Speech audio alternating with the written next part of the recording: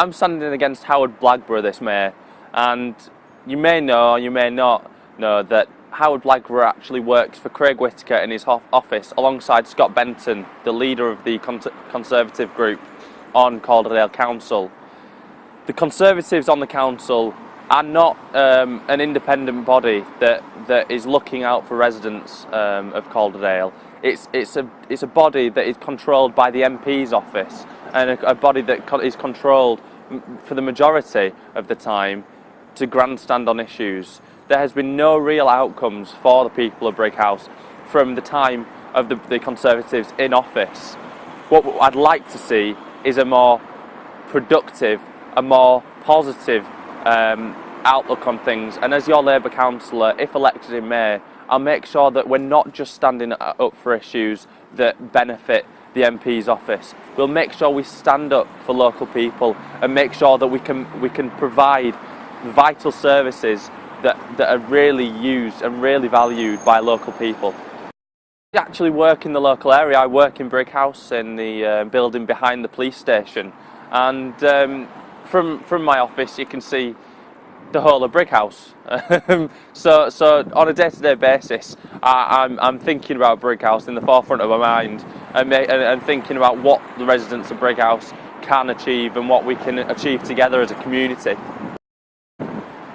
For public transport users, all we've seen is cuts and cuts and cuts to the level of service we can actually access.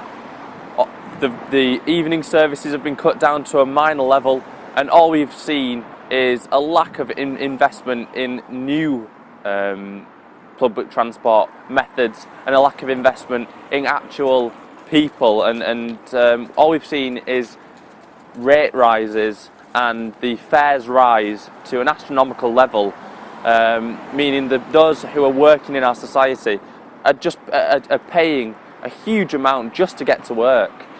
In my eyes, this is not the right way we should be doing things. We should have public transport that provides a good service at a low cost, and make sure that our actual public service and public transport workers are paid adequately and properly, and make sure that they can do the job to the best of their ability.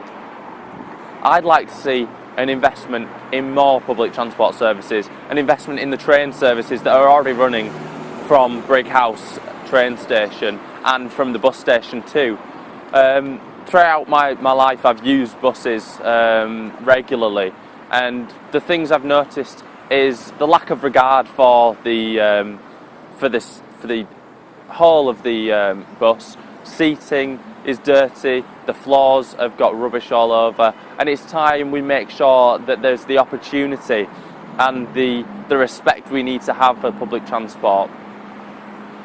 Since public transport was taken into private hands a few years ago, we've seen the government subsidise failings in the actual service that should be provided.